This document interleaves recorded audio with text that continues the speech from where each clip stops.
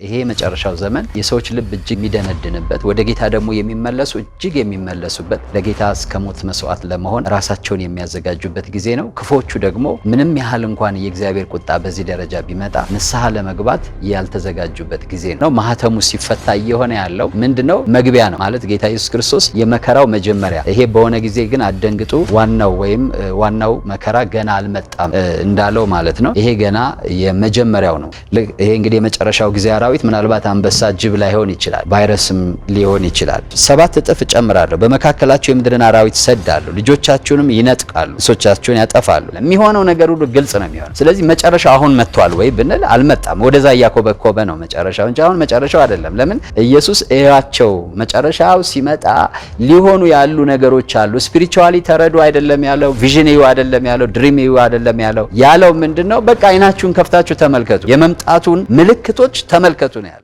በነገራችን ላይ በዚህ መጽሐፍ ላይ 3 ወዮች ነው ያሉት፣ ወይም ደግሞ 3 በጣም ኃይለኛ የሆኑ እርምጃዎች አሉ። 3 ሰባቶች ማለት። አንደኛው 7 የትኛው ነው? አንደኛው 7 አሁን እያየን ያለ ነው የማህተሙ መፈታት ነው። ሁለተኛው 7 ደግሞ የመለከት 7 መለከቶች መነፋት ነው። ሶስተኛው 7 የእግዚአብሔር የቁጣው ጽዋ መፍሰስ ነው። 7 ጽዋዎች ይፈሳሉና 7 ነው ያለው። ይሄን መጽሐፍ ቅዱስ ላይ እግዚአብሔር ብዙ ጊዜ ሰዎች ወደ እግዚአብሔር ካልተመለሱ ወደሚቀጥለው 7 ይሄዳል። ዘሌዋውያን ምዕራፍ 26 ስናነብ እግዚአብሔር ይሄን ሁሉ ሆኖባችሁ የማትመለሱ ከሆነ ቅጣቴን 7 እጥፍ እጨምርባቸዋለሁ እያለ ይናገራል።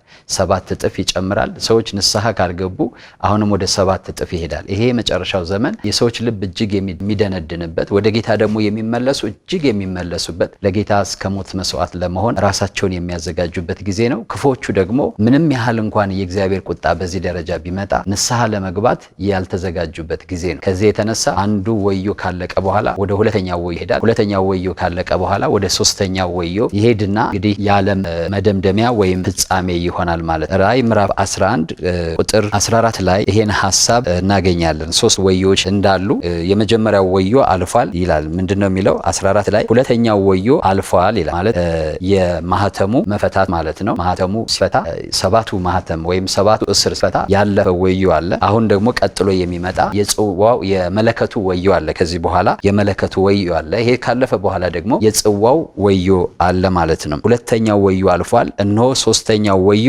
በተሎ ይመጣል ይላል። ሶስተኛው ወዮ በተሎ ይመጣል እና በራዕይ መጽሐፍ ውስጥ 3 ወዮችን እንመለከታለን። ክብር ለጌታ ይሁን። የመጀመሪያው እንግዲህ 7ቱ ማህተም ሲፈታ ማለት ነው። ያው ያየን እንዳለ ነው። ምዕራፍ 6 አለ። እንደዚህ ምዕራፍ 6 ሙሉ የመጀመሪያው ወዮ ነው የ7ቱ ማህተም መፈታት። ከዛ ምዕራፍ 8 ቁጥር 1 ላይ ደግሞ ስንሄድ ከተወሰነ የቅዱሳን ጸሎት በኋላ እንደገና 7ኛው ወይም የመጨረሻው ማህተም ሲፈታ እናያለን። የመጨረሻው ማህተም ከተፈታ በኋላ ደግሞ ሌላ በመሃል ላይ ሌላ ትዕይንት ይሆንና ቀጥሎ 7ቱ መለከቶች ይነፋል። ምዕራፍ 8 ከቁጥር 6 እስከ 12 ላይ፣ እንደዚሁ ምዕራፍ 9 ቁጥር 1 ላይ፣ የመጨረሻው ደግሞ 11 ቁጥር 15 ላይ የ7ቱ መለከት ይነፋሉ። እነዚህ መለከቶች በተነፉ ቁጥር የሚመጣ እንደዚሁ ታላቅ የእግዚአብሔር ቁጣ መቅሰፍት አለ።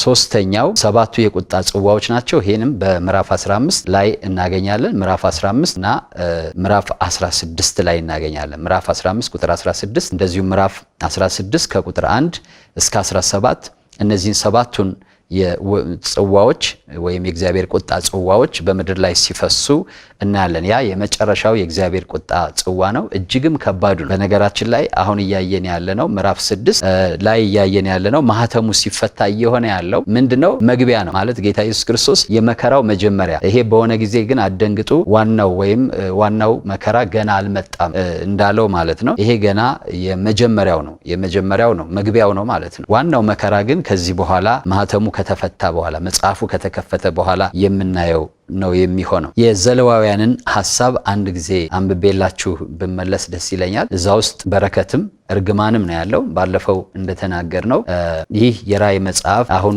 እያየን ያለ ነው። በአብዛኛው ከብሉይ ኪዳን መጽሐፍት ጋር የሚመሳሰሉ ብዙ ነገሮች አሉ። ከዛ ውስጥ አንዱ እንግዲህ መቅሰፍቱ በተደጋጋሚ የእግዚአብሔር ቁጣ፣ የምድር መናወጥ፣ ነጎድጓድ፣ እነዚህ ነገሮች በአጠቃላይ ብሉይ ኪዳን ላይ በተደጋጋሚ ስናያቸው የነበሩ ነገሮች አሁን በአዲስ ኪዳን ጊዜ ደግሞ በቤተክርስቲያን ዘመን ሳይሆን በዚህኛው ስፍረ ዘመን ላይ እንመለከተዋለን። 26 ላይ ዘሌዋውያን 26 በጣም ደስ የሚል ክፍል ነው። እግዚአብሔርን ለሚታዘዙ እግዚአብሔር ትልቅ ተስፋ የሰጠበት ክፍል ነው። ከፍ ብላችሁ እናንተ ማንበብ ትችላላችሁ። ምዕራፍ 26 እኔ እግዚአብሔር አምላካችሁ ነኝ፣ ለእናንተ ጣዖታት አታድርጉ፣ የተቀረጸውን ምስል ወይም ሐውልት አታቁሙ፣ ትሰግዱለት ዘንድ በምድራችሁ ላይ የተቀረጸ ድንጋይ አታኑሩ፣ ሰንበታቴን ጠብቁ፣ መቅደሴን ፍሩ፣ እኔ እግዚአብሔር ነኝ ይላል። ከዛ ይሄን ላደረጉ ሰዎች እግዚአብሔር ተስፋ ይሰጣቸዋል። የበረከት ተስፋ ማለት ነው። ምንድነው የሚለው? እንደዚህ ላደረጉ ሰዎች ይሄን ብታደርጉ ይልና ምድሪቱ እህሏን ትሰጣቸዋለች፣ የሜዳው ዛፎች ፍሬያቸውን ይሰጣሉ፣ የእህሉም ማበራየት በእናንተ ዘንድ እስከ ወይኑ መቆረጥ ይደርሳል። ባለፈው ያየነው ማህተም ሲፈታ ጥቁሩ ፈረስ ላይ የተቀመጠው ወደ ምድር ሲመጣ ምንድነው ይዞ የመጣው? ኢኮኖሚካል የሆነ ክራይሲስ ነው ይዞ የመጣው። ሳምሃው የምድር ድርቅ በሚመስል ወይም የግብርናን ነገር በሚመታ ከወይንና ከዘይት በቀር ያለውን ነገር ሁሉ የሚጎዳ አይነት የኢኮኖሚ ክራይሲስ ወይም ደግሞ አንዳንድ ሰዎችም ሲተረጉሙ ምናልባት በጣም ከባድ ያልሆነ ድርቅ ሊሆን ይችላል። ማለት የእህል ዘሮችን ሁሉ የሚያጠፋ ግን ምናልባት ዛፎችን የማያጠፋ ሊሆን ይችላል። ለምን? ይሄ የመከራ መግቢያ ስለሆነ በጣም ጠለቅ ያለ አይደለም። ይሄን አይተን ነበር። እዚህ ጋር ደግሞ የእግዚአብሔር ቃል ምን ይላል? በትእዛዜ ከሄዳችሁ ጣዖታትን ካላመለካችሁ እኔን ካመለካችሁ እኔ አምላካችሁ ከሆኑ ነው የሚለው። የምትሰሩትን ማለት ምድሪቱ እህሏን ትሰጣችኋለች፣ የሜዳው ዛፎች ፍሬያቸውን ይሰጣሉ፣ የእህሉም ማበራየት በእናንተ ዘንድ እስከ ወይኑ መቁረጥ ይደርሳል፣ የወይኑም መቁረጥ እስከ እህሉ መዝራት ይደርሳል። እስክጠግቡ ድረስ እንጀራችሁን ትበላላችሁ፣ በምድራችሁም ላይ በጸጥታ ትኖራላችሁ። በምድራችሁም ላይ ሰላምን እሰጣለሁ፣ ማንም ሳያስፈራችሁ ትተኛላችሁ። ክፎችንም አራዊት ከምድራችሁ አጠፋለሁ፣ ሰይፍም በምድራችሁ ላይ አያልፍም። ትናንት ወዲያ ስንማር ታስታውሱ እንደሆን ሰይፍም አለ። አንዱ ሰዎች በሰይፍ ይገዳደሉ ዘንድ ወጣ ነው የሚለው። ዳማ ፈረስ ላይ ደግሞ የተቀመጠው ብዙ ሰዎችን ለሞት ለጦርነት የዳረገ ነበር። ይሄ ያለ መባረክ ወይም ደግሞ የእግዚአብሔር ቁጣ የእግዚአብሔር እርግማን መገለጫ ነው ማለት ነው። ይሄ ከሆነ በኋላ ምን ይላል? አብሬያችሁ ይሆናለሁም ይላል። መገኘቱ አብሮ እንደሚሆን ይናገራል። ቁጥር 14 ላይ ግን ባትሰሙኝ፣ እነዚህን ትእዛዛት ሁሉ ባታደርጉ፣ ስርዓቴን ብትንቁ፣ ትእዛዛቴን ሁሉ እንድታደርጉ፣ ቃል ኪዳኔን እንድታፈርሱ፣ ነፍሳችሁ ፍርዴን ብትጸየፍ እኔም እንዲህ አደርግባቸዋለሁ ይልና ፍርሃትን፣ ክሳትን፣ ዓይናቸው የሚያፈዝ ሰውነታቸውን የሚያማስን ትኩሳት አወርድባቸዋለሁ። ዘራችሁን በከንቱ ትዘራላችሁ፣ ጠላቶቻችሁ ይበሉታል። እንዲህ ካለ በኋላ ምን ይላል? በእንቢተኝነት ብትሄዱ፣ ቁጥር 21 ላይ በእንቢተኝነት ብትሄዱብኝ ባትሰሙኝ፣ እንደ ኃጢአታችሁ መጠን በመቅሰፍት ላይ 7 እጥፍ እጨምራለሁ፣ በመካከላችሁም የምድርን አራዊት እሰዳለሁ። ባለፈው ትምህርታችን ላይ በአራዊት የሞቱት ይል ነበር። አሁን ይሄ እንግዲህ የመጨረሻው ጊዜ አራዊት ምናልባት አንበሳ፣ ጅብ ላይሆን ይችላል፣ ቫይረስም ሊሆን ይችላል። 7 እጥፍ እጨምራለሁ፣ በመካከላቸው የምድርን አራዊት ሰዳለሁ፣ ልጆቻችሁንም ይነጥቃሉ፣ እንስሶቻችሁን ያጠፋሉ። ከዛ ይቀጥልና 23 ላይ እስከዚህ ድረስ ባትቀጡ በእንቢተኝነትም ብትሄዱ እኔ ደግሞ በእንቢተኝነት ሄድባችኋለሁ፣ ስለ ኃጢአታችሁም 7 እጥፍ እመታችኋለሁ ይላል። ከዛ ይቀጥልና 27 ላይ ደግሞ ብትሄዱ ቅጣቱን ከተናገረ በኋላ እስከዚህም ድረስ ባትሰሙኝ በእንቢተኝነትም ብትሄዱብኝ እኔ ደግሞ በቁጣ ሄድባችኋለሁ፣ ስለ ኃጢአታችሁም 7 እጥፍ እቀጣችኋለሁ ይላል። 7 ማለት ራእይ መጽሐፍ ላይም ስናይ እንግዲህ እነዚህ 3ቱ ወዮች 7 የሆነ ቅጣት ግን ደግሞ ኢንቴንሲቲያቸው ወይም መጠናቸው እየጨመረ ዘግናኝ እየሆኑ ሲሄዱ ነው የምናየው። በመካከል ያለው ነገር ምንድነው? የሰዎች ንስሐ ለመግባት ወደ እግዚአብሔር አለመመለስ በጣም ተደጋግሞ እናያለን። እግዚአብሔር ቁጣን በምድር ላይ ሲያመጣ ለሁለት ነገር ነው። አንደኛ ጻድቅ ፈራጅ ስለሆነ በጽድቅ መፍረድ ስላለበት፣ ሁለተኛ ደግሞ ሰዎች ምናልባት በቁጣው ፈርተው ደንግጠው አምላክ እንደሆነ ተረድተው ወደ ንስሐ እንዲመጡ እግዚአብሔር ይፈልጋል። የእግዚአብሔር ቅጣት በሁለት መንገድ ለጥፋተኞች ለአመፀኞች ከባድ ቅጣት ቢሆንም ከጥፋተኞችና ከአመፀኞች እግዚአብሔር ንስሐ መግባታቸውን ይጠባበቃል። ንስሐ እስከገቡ ድረስ እግዚአብሔር መሐሪ ይቅር ባይ ቸር አምላክ ስለሆነ ምሕረትን ያደርጋል። ለልጆቹ ደግሞ በመጠን ልጆቹን ይቀጣል። ሁለቱንም ነው የሚቀጣው። ይሄኛው ልጆቹን በመቅሰፍት አይቀጣም፣ ነገር ግን ሊማሩ በሚችሉበት መንገድ ይቀጣቸዋል። አመፀኞችን ግን በመቅሰፍ የሚቀጣ አምላክ መሆኑን ከነዚህ አሁን እያየነው ካለነው የራእይ መጽሐፍ እንመለከታለን። እግዚአብሔር አያደርግም ብለው ሰዎች ብዙ ጊዜ ይናገራሉ። እግዚአብሔር መልካም አምላክ ነው። እግዚአብሔር ፍቅር አምላክ ነው። ግን ደግሞ እግዚአብሔር ጻድቅና እውነተኛ ዳኛ ነው። እውነተኛ ዳኝነቱ፣ እውነተኛ ጽድቁ በቅንነት እንዲፈርድ ያስገድደዋል። ታዲያ ሰዎች ደግሞ በክርስቶስ ኢየሱስ ወደ እርሱ በሚመጡ ጊዜ ከቁጣው ከመከራው ይድናሉ ማለት ነው።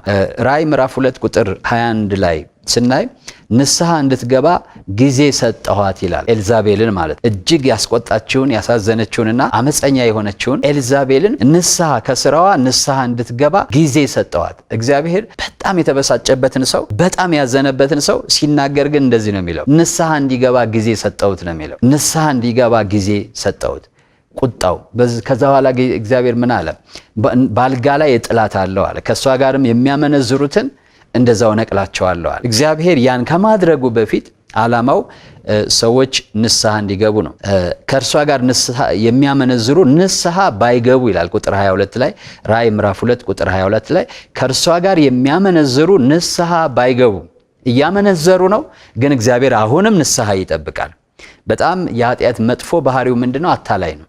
ዛሬ አቆማለሁ እያለ ሰው ይቀጥላል። ዛሬ አቆማለሁ እያለ ሰው ይቀጥልና መጨረሻ ላይ ማቆም የሚባለው ሐሳብም ከልቡ ከአእምሮ ውስጥ ይጠፋል። እግዚአብሔር ኃጢአት እያደረግን አመፃ እየሰራን ለምንድን ነው የሚታገሰን ካላችሁ ንስሐ እንድንገባ ነው። ንስሐ እንድትገባ ጊዜ ሰጠኋት። ንስሐ ታይም ፍሬም አለው። ንስሐ ስፍር ነው፣ የተወሰነ ነው። ከዛ በኋላ እግዚአብሔር የንስሐ ጊዜ ሲያበቃ ምንድን ነው የሚሆነው? ቅጣት ነው የሚመጣው ማለት ነው። ፍርድ ነው የሚመጣው ማለት ነው። ብዙ ጊዜ በእግዚአብሔር ቤት ውስጥ ሰዎች በአመፅ በስውር ሲንቀሳቀሱ የመጨረሻ የንስሐ ጊዜያቸው ያበቃል። ኢቭን በስጋ ይቀሰፋሉ። በስጋ እንኳን በምድር ላይ እንዳይኖሩ እግዚአብሔር ገደብ ይጥልባቸዋል። ስለዚህ ሰዎችን ማስጠንቀቅ፣ ንስሐ እንዲገቡ መናገር፣ ማስተማር ያስፈልጋል። ማለት ጸጋ የሚባል የተሳሳተ በጸጋ ጉዳይ ላይ የተሳሳተ አስተምሮ አለ። በዚህ አጋጣሚ መናገር የምፈልገው ጸጋ ምንድን ነው? ጸጋ ማለት ኃጢአተኛውን ኃጢአት እንዲያደርግ መፍቀድ ማለት አይደለም። ጸጋ ሁለት ነገር ነው። አንደኛው የምናደርግበት ብቃት ነው ከእግዚአብሔር። ሁለተኛ የምንሆንበት ነገር ነው ከእግዚአብሔር። ሁለት ነገሮች ናቸው ጸጋ። ለምሳሌ የእግዚአብሔር ልጆች ተደረግን፣ ጸጋ ነው። ሐዋርያ ተደረግን፣ ጸጋ ነው። ነቢይ ተደረግን፣ ጸጋ ነው። መደረግ ከእግዚአብሔር ማለት ዊዛውት ኤኒ መሪት ማለት ነው። ምንም ነገር የማይገባኝ ሆኜ ሳለ የእግዚአብሔር ልጅ የሚያደርገኝ ኃይል፣ የእግዚአብሔር ልጅ የሚያደርገኝ የእግዚአብሔር መለኮታዊ ባህሪ ወደ እኔ ሕይወት መምጣት ጸጋ ነው። ስለዚህ ጸጋ ከእግዚአብሔር የምካፈለው የእግዚአብሔራዊ ባህሪ ነው ማለት ነው።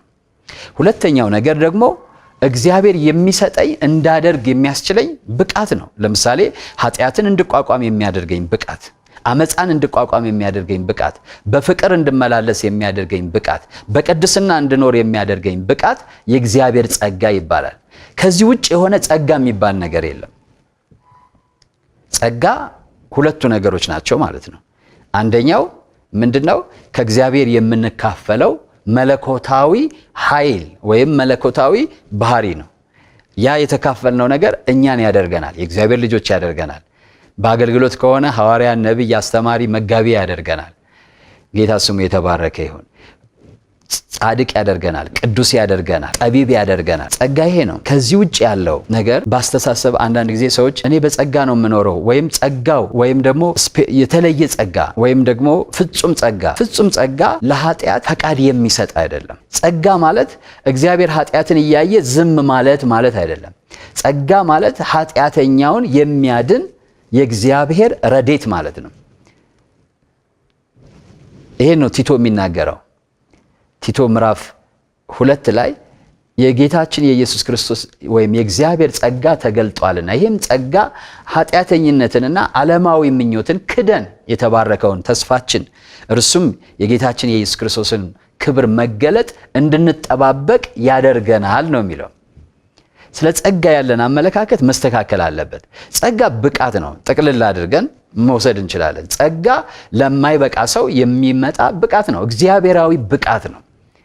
በአመፀኛ ዘመን ያለ አመፅ እንድንኖር፣ በረከሰ ዘመን በቅድስና እንድንመላለስ፣ በጥላቻ ዘመን በፍቅር እንድንኖር የሚያደርገን የእግዚአብሔር ልዩ ስጦታ ነው ጸጋ የሚባል ያለ ክፍያ የምናገኘው ማለት ነው።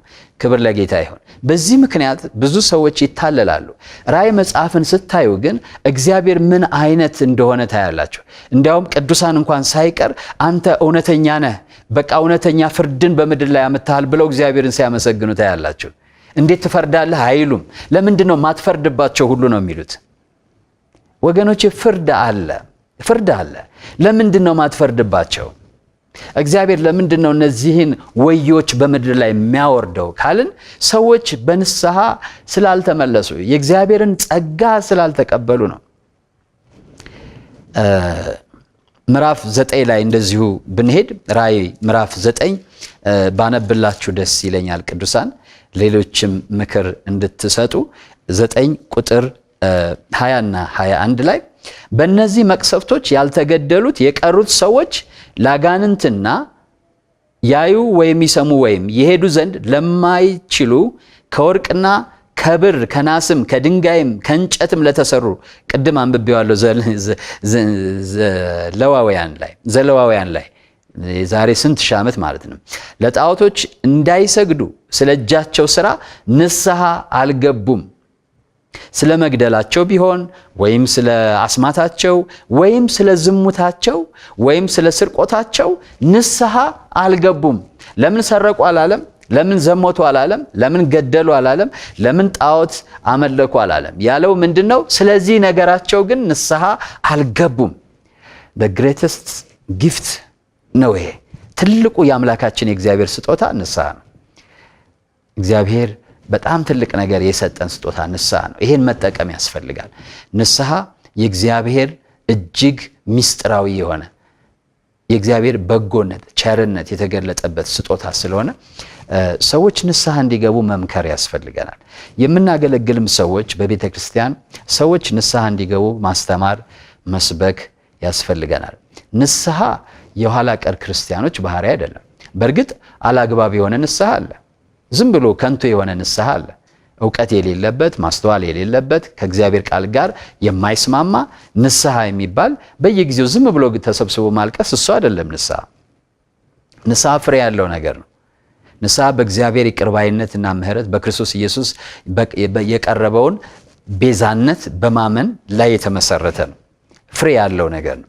ያ ግን በቤተ ክርስቲያን እጅግ አስፈላጊ ነገር ነው። እዚሁ ላይ 16 ላይ ደግሞ ብትሄዱ ተመሳሳይ ከቅጣቶቹ በኋላ እግዚአብሔር ለምን ቅጣትን እንዳጠነከረ በምድር ላይ ይናገራል። ለምንድን ነው ያደረገው የሚለውን 9 ላይ 16:9 ላይ ብንሄድ ራእይ ምዕራፍ 16 ቁጥር 9 ላይ ሰዎችም በታላቅ ትኩሳት ተቃጠሉ፣ በእነዚህም መቅሰፍቶች ላይ ስልጣን ያለውን የእግዚአብሔርን ስም ተሳደቡ። መቅሰፍቶችን ስልጣን ያለው የእግዚአብሔር ስም ነው። በእግዚአብሔር ስም ነው መቅሰፍቶቹ የሚደረጉት። ክብርንም እንዲሰጡት ንስሐ አልገቡም። ችግሩ ይሄ ነው። ክብርም እንዲሰጡት ንስሐ አልገቡም። አምስተኛውም ጽዋውን በአውሬው ዙፋን ላይ አፈሰሰ፣ መንግስቱም ጨለማ ሆነች። ከስቃያም የተነሳ መላሶቻቸው ያኝኩ ነበር። ከስቃያቸውም ከቁስላቸውም የተነሳ የሰማይን አምላክ ተሳደቡ፣ ከስራቸውም ንስሐ አልገቡም። አውሬውም እንኳን ቢሆን ንስሐ የመግባት ቻንስ አለው። አውሬው አንቲክራይስት የተባለው አይ ክርስቶስ የእግዚአብሔር ልጅ ነው፣ እግዚአብሔር አምላክ ይቅር በለኝ ብሎ ቢመለስ የክርስቶስ ተቃዋሚ እንኳን የሆነው ማለት ነው። እዚህ ክፍል ላይ ስናይ እግዚአብሔር በንስሐ ይቀበለዋል። ንስሐ ገደብ የለውም። የጊዜ ገደብ እንጂ ያለው የኃጢአት መጠን የለውም። ማንኛውም ኃጢአት ይቅር ይባላል። ክብር ለጌታ ይሁን። ይህ የእግዚአብሔር ባህሪ ነው። እግዚአብሔር ስሙ ይባረክ። ወደ ዛሬው ሐሳብ ወደ ምዕራፍ 6 ልመልሳችሁና እንግዲህ እነዚህ ወዮች የመጡበትን ምክንያት ነው እየነገርኳችሁ ያለ።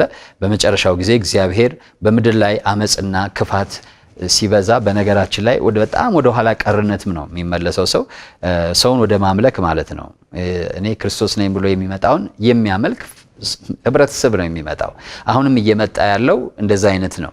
ስለዚህ እግዚአብሔር የጥንቱን ፍርድና ቁጣ በምድር ላይ የሚያመጣበት ጊዜ ነው። ምን አይነት ምልክቶች ናቸው ማየት ያለብን? ኢየሱስ አሁን ለምሳሌ ይሄን ተመልከቱ።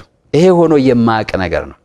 የድሪም የቪዥን የቀን ቆጠራ ነገር አይደለም። ጀስት ይሄ ነገር ሲሆን ሳይን ነው ወደ መጨረሻው ዘመን እንደተደረሰ ማለት ነው። ሰማይ እንደ መጽሐፍ ተጠቅልሎ አለፈ። ተራራዎች፣ ደሴቶች ሁሉ ከስፍራቸው ተወሰዱ። የምድር ነገስታትና መኳንንቶች፣ ሻለቃዎች፣ ባለጠጋዎች፣ ኃይለኞች፣ ባሪያዎች፣ ጌቶች ሁሉ በዋሾችና በተራሮች አለቶች ተሰወሩ። ማለት ነገስታት፣ ገዢዎች፣ ኃያላን የሚባሉ ሊቋቋሙት የማይችሉት ከባድ የሆነ መናወጥ በምድር ላይ የሚመጣበት ጊዜ አለ ማለት ነው። ከባድ የሆነ መናወጥ፣ ታላቅ የሆነ ነውጥ ይመጣል ማለት ነው። እግዚአብሔር በሐጌ መጽሐፍ ላይ ምን ብሎ ነበር? ሐጌ ምዕራፍ 2 ቁጥር 6 አካባቢ ደግሜ ሰማይና ምድርን አናውጣለሁ ብሎ ነበረ። ይሄን ጴጥሮስ ይመስለኛል ደግሞታል። ደግሜ ሰማይና ምድርን አናውጣለሁ ብሎ ነበረ። እዚህ ላይ እንግዲህ እግዚአብሔር መናወጥ፣ ተናውጦ የማያውቁ ነገሮችን ሁሉ ማናወጥ ጀመረ። ከዛ ምን አሉ ነው የሚለው? በላያችን ውደቁ አሉ። በዙፋኑም ከተቀመጠው ፊት ከበጉ ቁጣ ሰውሩን፣ ታላቁ የቁጣው ቀን መጥቷል፣ ማንስ ሊቆም ይችላል አሉ። ታላቁ የቁጣው ቀን፣ በጉ አንበሳ ሆኖ ማለት ነው። በጉን በቁጣው ከሚያውቁት በምህረቱ ቢያውቁት በጣም የተሻለ ነበር። ግን በጣም የሚያሳዝነው በጉን በቁጣው ነው ያዩት። ይሄን ከማቴዎስ ምዕራፍ 24 ቁጥር 9 ብናይ ጌታ ኢየሱስ ክርስቶስ ይሄን ቀን እንዴት እንደተነበየው ማየት እንችላለን። እሱን አይተን ለዛሬ ያለንን ትምህርት እንጨርሳለን። ምዕራፍ 24 ማቴዎስ ጌታ ኢየሱስ ክርስቶስ ይሄን ተንብዮታል። እሱን እንመልከት። ማቴዎስ 24 ከቁጥር 29 እንደዚህ ይላል። ከዚያች ወራት መከራ በኋላ በፊት የመጣ መከራ አለ፣ አሁን ስናይ እንደቆየ ነው። ከዛች ወራት መከራ በኋላ ወዲያው ፀሐይ ይጨልማል። አሁን ያልነው ማለት ነው። ኢየሱስ ይሄን ተንብዮዋል። ፀሐይ ምን ይላል? ይጨልማል። ጨረቃም ብርሃኗን አትሰጥም፣ ከዋክብትም ከሰማይ ይወድቃሉ፣ የሰማያትም ኃይላት ይናወጣሉ። ታላቅ መናወጥ። የሰማያትም ኃይላት ይናወጣሉ፣ ከዋክብት ሁሉ ማለት ነው። በዚያን ጊዜም የሰው ልጅ ምልክት በሰማይ ይታያል። በዚያን ጊዜ የምድር ወገኖች ሁሉ ዋይ ዋይ ይላሉ። መጨረሻ ላይ ነው ይሄ። ያው እሱ ሲናገር ሁሉንም እንደ ዮሐንስ ዝርዝሩ አይደለም፣ ቀጥሎ የሚሆነውን ነገር ሁሉ አንድ ላይ ነው የተናገረው። ጌታ ስሙ የተባረከ ይሁን። ማርቆስ እንደዚሁ 13 ላይ ከ25 እስከ 26 ሄዳችሁ ማንበብ ትችላላችሁ። ይሄ እንግዲህ የስድስቱ ማህተም መፈታት ነው። ምዕራፍ 7ን በሚቀጥለው ብናይ የተሻለ ይመስለኛል። ምዕራፍ 7ን በሚቀጥለው ምንድነው የምናየው? የመጀመሪያው ስድስቱ ማህተም ወይም የመጀመሪያው የመከራ ጊዜ ሊያልቅ አንድ ማህተም ሲቀር በመሃል የገባ ታሪክ ነው። 7 ማለት ራእይ ነው። ዮሐንስ ስድስቱ ማህተም ከተፈታ በኋላ በመሃል ላይ ጋፕ ይወስድና ሌላ ጣልቃ የሚያስገባው ነገር አለ። እሱን እንመለከታለን። በጣም ኢንተረስቲንግ ነው። 7 በጣም ደስ የሚል ነው። እሱን ትንሽ አንብቤላችሁ ዝርዝሩን በሚቀጥለው የምናየው ነው የሚሆነው። ከዚህ በኋላ ይላል ምዕራፍ 7 ከዚህ በኋላ በአራቱ አሁን ካል ይሄ መናወጥ ምን ከሆነ በኋላ ማለት ነው። ከዚህ በኋላ በነገራችን ላይ ራእይ መጽሐፍ ክሮኖሎጂካል ነው የተጻፈው፣ በጊዜ ቅደም ተከተል ነው የተጻፈው። ከዚህ በኋላ ከዚህ በኋላ ከዚህ በኋላ የሚሉት ጊዜ አመላካች ናቸው እና ታይም ፍሬም አለው ማለት ነው። ስለዚህ ወደሚቀጥለው ሴን ነው የሄደው። የሚቀጥለው ነገር ላይ ነው ቀጥታ የገባው። ያው ሰዎች ናቸው በምዕራፍ የከፈሉት እንጂ ምዕራፍ 6 እና ምዕራፍ 7 በአንድ ላይ ነው እየተናገረ ያለው። ከዚህ በኋላ በአራቱ በምድር ማዕዘን ቆመው 4 መላእክት አየሁ። እነርሱም ነፋስ በምድር ቢሆን ወይም በባህር ወይም በማንም ዛፍ እንዳይነፍስ 4ቱን የምድር ነፋሳት ያዙ ይላል። ምዕራፍ 7ን በአጠቃላይ ስናይ 2 ታላላቅ ወገኖችን እንመለከታለን። አንድ እስራኤላውያን 144,000፣ 2 ደግሞ ከነገድ ከቋንቋ ከወገን የተዋጁ ሊቆጠሩ የማይችሉ መልቲቲዩድስ የሚባሉ ህዝቦችን ነው የምናየው። ጌታ ስሙ ለዘላለም ይባረክ። 144,000 ምልክት የሚደረግባቸው እንደዚሁ ደግሞ በምድር ላይ ያሉ ማለት ነው። በሰማይ ደግሞ ያሉ ባለፈው ምን ብለናል? ወደዚህ ስንገባ ከዚህ በኋላ ዮሐንስ የሚያየው ራእይ ከቤተ ክርስቲያን መነጠቅ ከቅዱሳን ወደ ሰማይ ከመሄድ በኋላ እያየው ያለ ነው ብለናል። አንዳንድ ሰዎች ሚስ አንደርስታንድ አድርገው ነው የሚሰሙ። የተለያየ አመለካከት አለ። ያን አመለካከት ያው እንደዛ ከሆነ የምታምኑት አመለካከታችሁ ነው፣ የራሳችሁ አድርጋችሁ ጠብቁት። በኋላ ያው መጨረሻውን ጌታ ነው የሚያውቀው። እንደዚህ ማለት ከንጥቀት በፊት ጌታ ይመጣል ብላችሁ የምታምኑ ሰዎች አላችሁ። ከመጣ መልካም፣ ጌታ ይመስገን። እንደኔ እንደዛ ነው ማምነው። ጌታ ማለት ከንጥቀት ከጌታ ምጽአት በፊት ይሆናል ብዬ ነው ማምነው። ጌታ መጀመሪያ ለቤተ ክርስቲያን ይመጣል፣ ይነጥቀናል፣ ይወስደናል። ይሄን ነው እዚህ ጋር የሚያሳየን መጽሐፉ። ነገር ግን አይ ንጥቀት የሚባል የለም የሚሉ ሰዎች አሉ። ጌታ በቃ ለፍርድ ነው የሚመጣው የሚሉ አሉ። ኢስ ኦኬ። ዋናው ነገር መጨረሻ ላይ ከሱ ጋር መገኘታችን ነው ወገኖቼ። ትልቁ ነገር በዛ ውስጥ ቀድሞ ነው የሚመጣው፣ በኋላ ነው፣ ድህረ ነው፣ ቅድመ ነው ምናምን የሚለው ጭቅጭቅ አይደለም። ዋናው ነገር አር ዩ ሬዲ፣ በዛም መጣ በዚህ ዝግጁ ናችሁ ወይ የሚለው ነው። ዝግጁ ነን ወይ የሚለው ነገር ነው በዚህ ውስጥ የምናየው። ለዛ ነው እኮ ኢንፋሲስ ሰጥቶት በዚህ ጊዜ እመጣለሁ የማይለው። ዋናው ነገር መዘጋጀታችን ስለሆነ ነው እንጂ አንደኛ በዚህ ዓመተ ምህረት እመጣለሁ ወይም በዚህ ጊዜ እመጣለሁ ይለን ነበር። ኢትስ ኖት ሜን ቲንግ። እሱ ዋናው ነገር አይደለም። አንዳንድ ሰዎች በጣም ያን ነገር አከራችሁ ስትይዙ ነው ማየውና አይ ዶንት ኖ ለምን ያን እንደምታከሩ። ያ አስፈላጊ ነው ብዬ አላስብም። ዋናው ነገር ኢየሱስ ይመጣል፣ ፍርድ አለ። አር ዩ ሬዲ? ህይወትህ ተስተካክሏል ወይ? ነገር ተስተካክሏል ወይ? ቤትህን አስተካክለሃል ወይ ነው። ከነዚህ መልቲቲዩድስ በሰማይ ካሉ ወገን ነህ ወይ? እስራኤላዊ ከሆንክ ደግሞ ከ144 ሺህ ሆነ ነው ወይ የምትጠብቀው? ያ ነው ዋናው ነገር። እዚህ ላይ ምዕራፍ 7 ላይ ስናይ ምድር ላይ 144 ሺህ ሰዎች አሉ በዛ ዘመን የነበሩ እና የምልክት የሚደረግባቸው የእግዚአብሔር ቁጣ ከመውረዱ በፊት ከባድ ቁጣ ሊመጣ ስለሆነ ከዚህ በኋላ ከዛ ምክንያቱም ሰባተኛው ማህተም የሚፈታው የሚቀጥለውን ወዮ ኢናጉሬት ለማድረግ ነው፣ ወይም ትራምፔት የሚነፋውን ትራምፔት በር ለመክፈት ነው።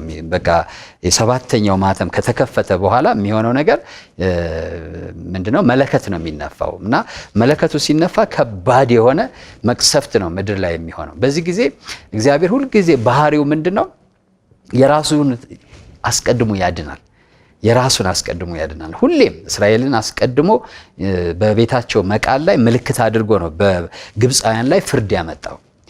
አሁን እዚህ ላይ ደግሞ ስናይ እነዚህ አራቱ መላእክቶች የምድርን ነፋሳት የሚይዙ ሲመጡ ኖ መቅሰፍቱ እንዳታወርዱ ጠብቁ፣ ቆዩ መጀመሪያ የአምላካችን ባሪያዎች ወይም የተዋጁትን 144 ሺህ ላይ ምልክት እናድርግ አሉ። የአምላካችንን ስም እስከ ግንባራቸው ላይ እስክናትም ድረስ ምድርን እንዳትጎዷት አሉ።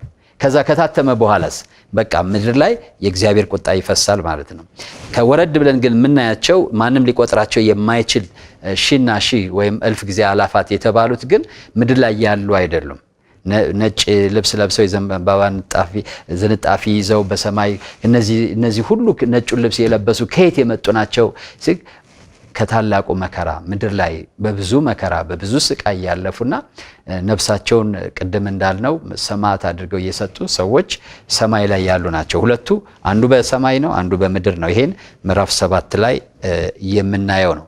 ስለዚህ ሰባተኛው ማህተም ከመፈታቱ በፊት የምንመለከተው ነው። ማህተም የሚለውን ነገር በደንብ ይሄ ምንድነው ግንባር ላይ መታተም ምልክት መደረግ የሚለውን ሕዝቅኤል ምዕራፍ 9 ላይ ሄዳችሁ ማየት ትችላላችሁ።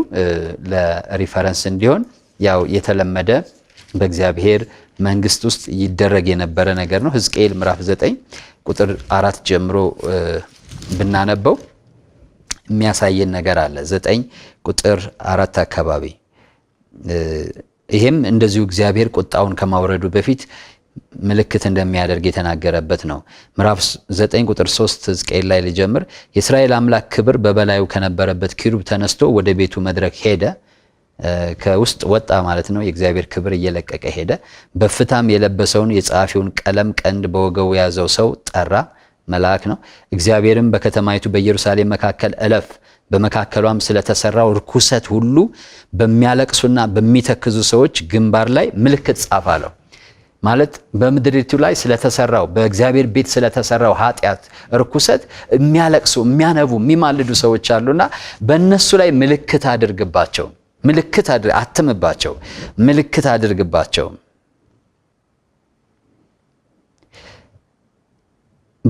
በግንባራቸው ላይ ምልክት ጻፍ አለው።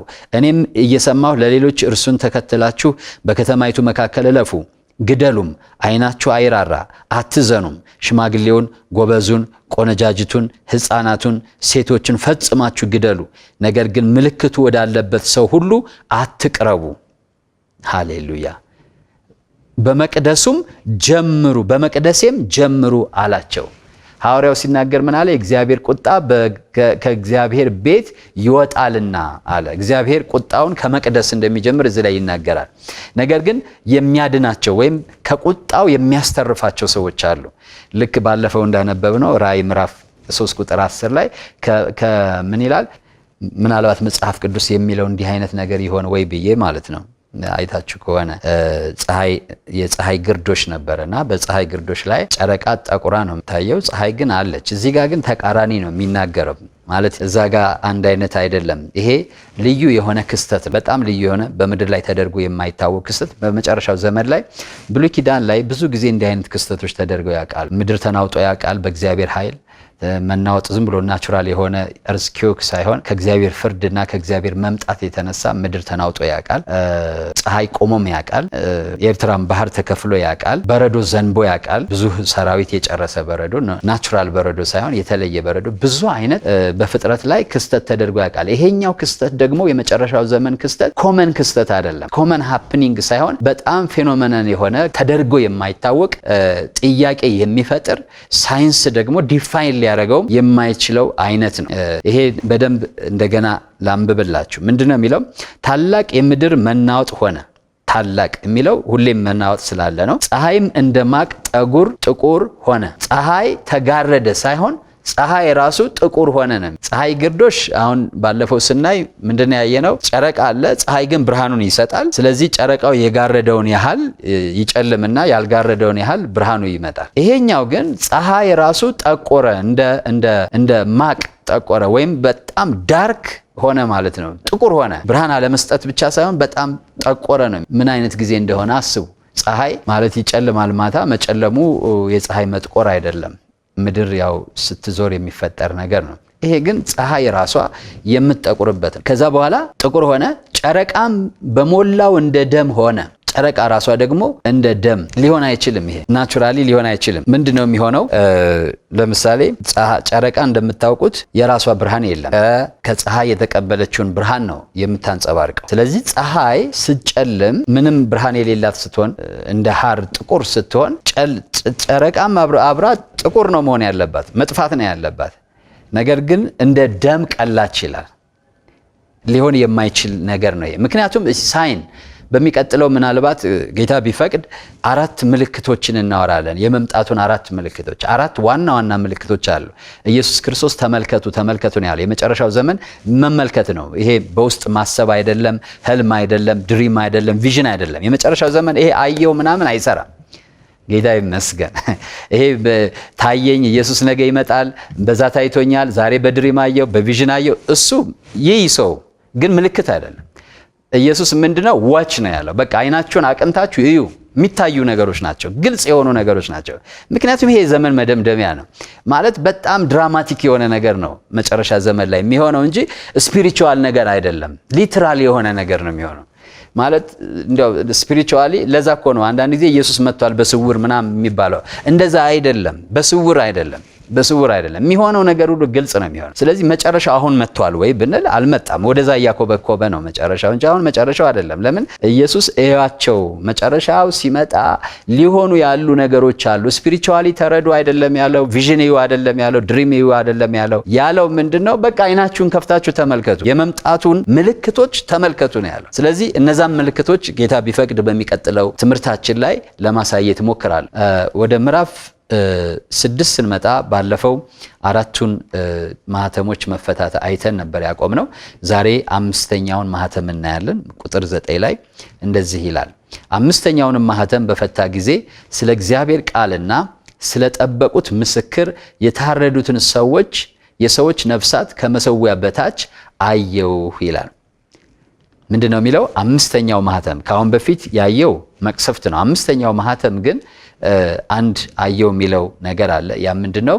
ስለ እግዚአብሔር ቃልና ስለ ጠበቁት ምስክር የታረዱትን የሰዎች ነፍሳት ከመሰዊያ በታች አየው። በብሉይ ኪዳን አሁንም እንደዚሁ ዘሌዋውያን 24 ቁጥር 7 ላይ መስዋዕት ተሰውቶ ደም የሚፈሰው ከመሰዊያው ስር እንደሆነ ይናገራል። እነዚህ ስለ እግዚአብሔር ቃልና ስለ ምስክርነታቸው የተሰዉ ሰዎች ደም ነው እዛ የሚያየው እና ለምን እዛ ታየ? መሰዊያው ላይ መታየት ያለበት የልጁ የኢየሱስ ክርስቶስ ደም ነው፣ ወይም ለእግዚአብሔር የቀረበ መስዋዕት ነው።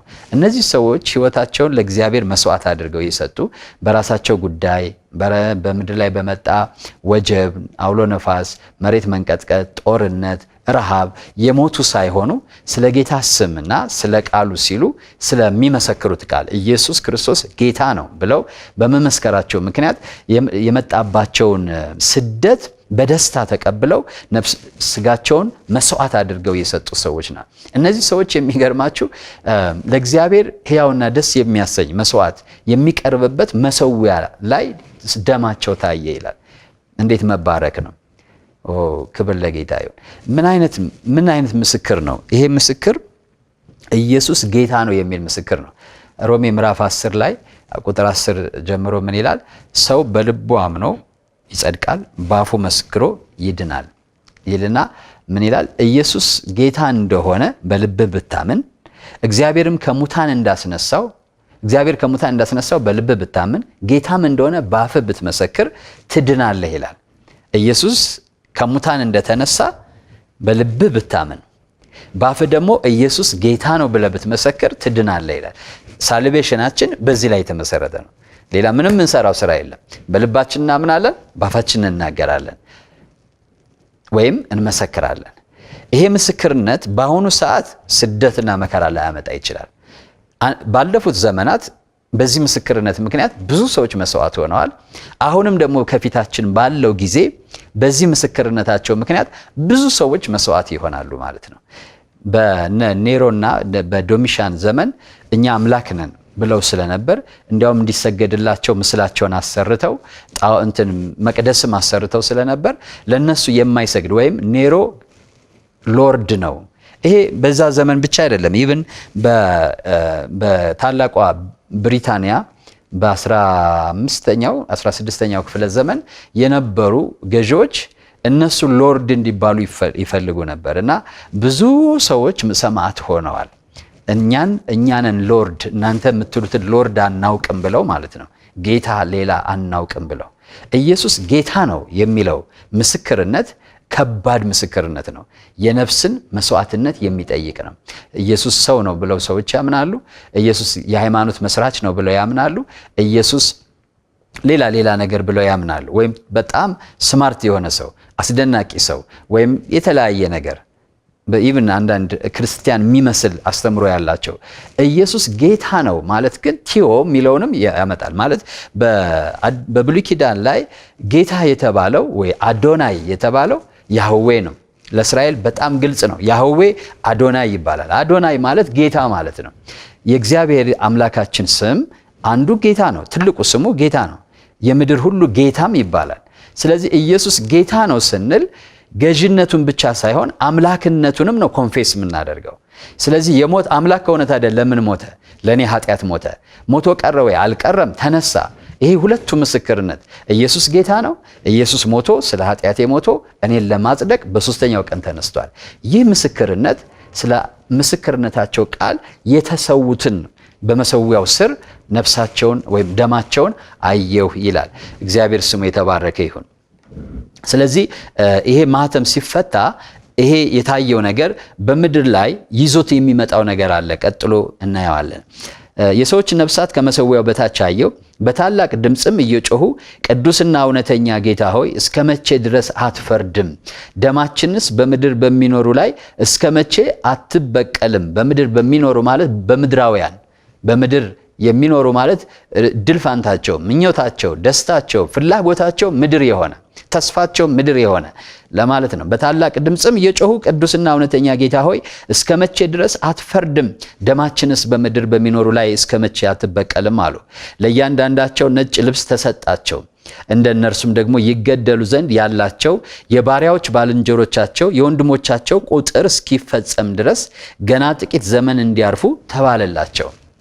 በእግዚአብሔር መጽሐፍ የተጻፉ እግዚአብሔር የወሰናቸው ሰዎች እስኪሰበሰቡ ድረስ እነዛ የሌሎች ባሪያዎች ደግሞ ዘመን እስኪፈጸም ድረስ ጥቂት ዘመን እንዲያርፉ ተባለላቸው። ነጭ ልብስ ተሰጣቸው። የረፍት፣ የሰላም፣ የደስታ፣ የክብር ምልክት ነው ይሄ ነጭ ልብስ።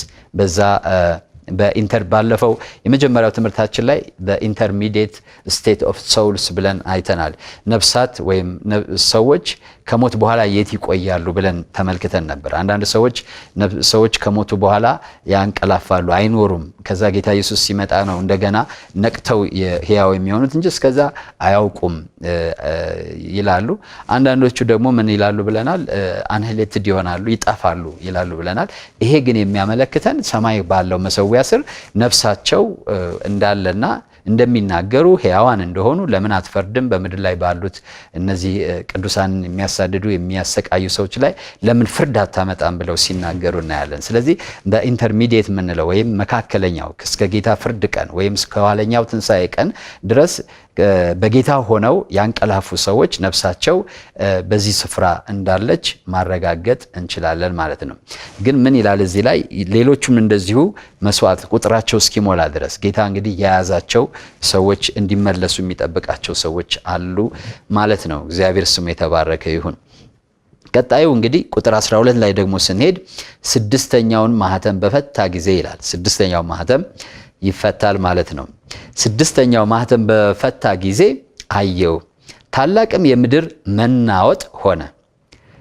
የዛሬው ትምህርት እኔ በልቤ ውስጥ ያለው ታላቅ መናወጥ ወይም ታላቅ ነውጥ ብንለው ጥሩ ነው።